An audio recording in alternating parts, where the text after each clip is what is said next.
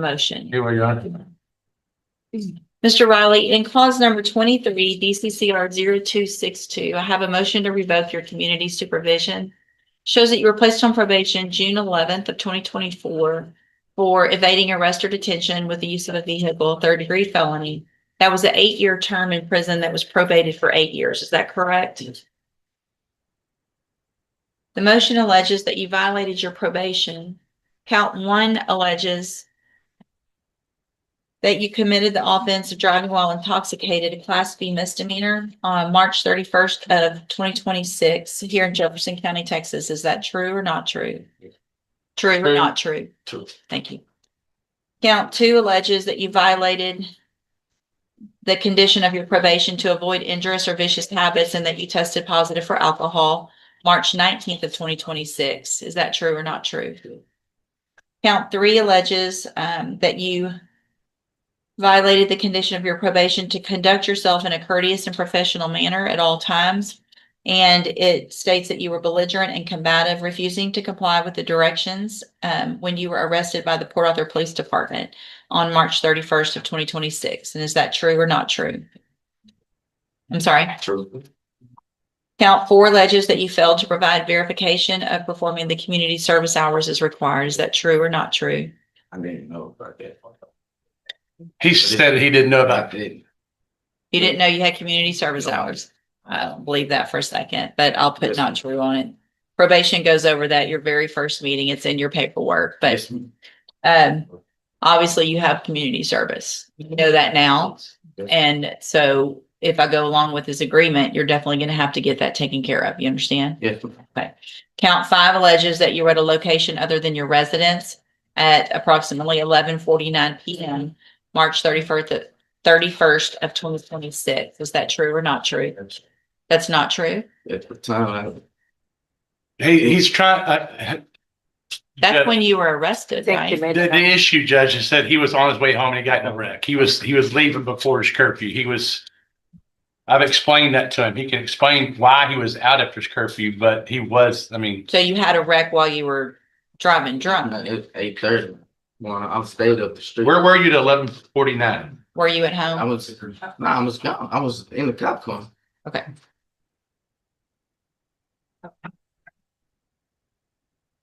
But the reason you weren't at home before curfew is because you got in a wreck, Yes, ma'am. because you were driving drunk. Yes, ma'am. So it's also fair to say, don't you think, that you weren't at home for curfew because it was your own fault because you had a wreck and you were driving Yes. drunk?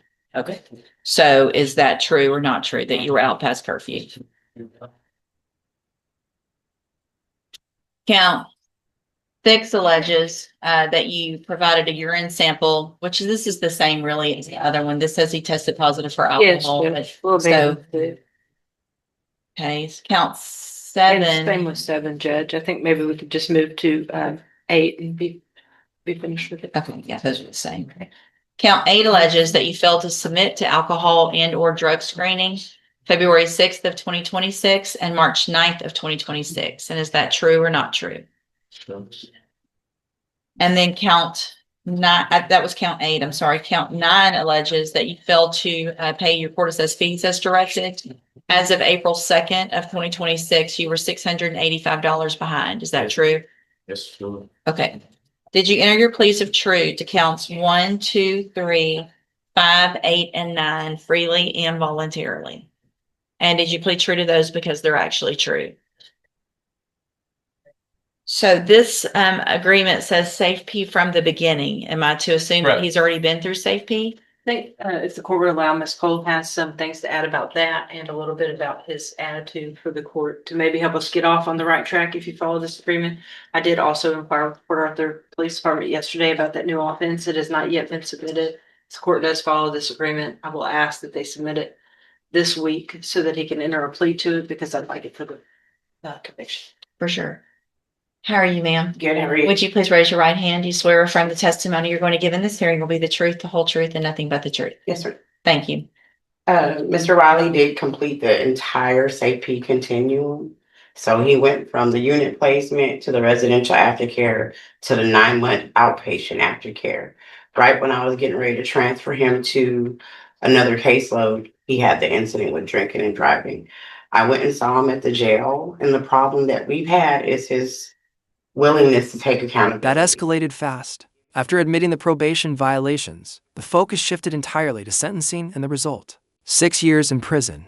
Do you think the sentence fits the violations, or is it too harsh Accountability. So giving him another opportunity to go through the program from the beginning, hopefully he'll learn some accountability. If not, he's going to keep repeating the same circle.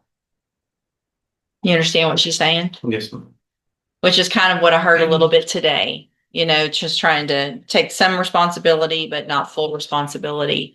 And that's just going to get you in prison is where it's going to get you, because you're not going to get an opportunity like this again. Yes, ma'am. The amount of money that it cost us to send you to safety is ridiculous. And the fact that everybody's willing to work with you and do it again means they think there's something worth saving. And that's great. And I want that for you. But it's going to take you accepting responsibility for everything in your life and making complete change. Yes, Is that what you want to do? yes, ma'am. All right. State tenders number 1. No objection. It's admitted in the evidence that Mr. Riley is not competent. No, Your Honor. All right, sir, I'm going to find that you entered your pleas of true to counts 1, 2, 3, 5, 8, and 9 freely and voluntarily. Find those counts true. Find sufficient evidence at this time to revoke your probation, but I'm not going to do that. I'm going to follow this agreement. I'm going to continue you on probation.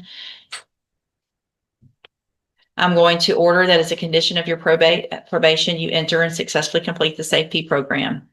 Take advantage of it, learn from it. You should have all the tools when you get out of SAFE to never make these mistakes again. Yes, ma'am. Because if you do, you've already agreed to an 8-year sentence. So if you're back in here, you're looking at that 8 years that you've already agreed to. No negotiations. If you violate your probation, is the 8 years. You understand? Yeah. All right. So I'm going to hand you the trial court certification that shows this was an agreement that I followed, and so you waived your right to appeal.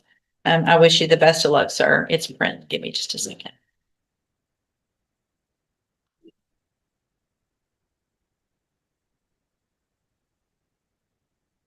And then as soon as that other case is filed, you'll have to take care of that, because you won't be able to leave to go to safety until that takes place. So they'll get you over to misdemeanor court on a jail day as soon as that's filed. Okay. Thank you, Judge. Thank you. And just like that, the case is over. The plea agreement was accepted, the sentence was imposed, and the defendant waived his appeal rights. Was this justice served or a missed opportunity for a different outcome?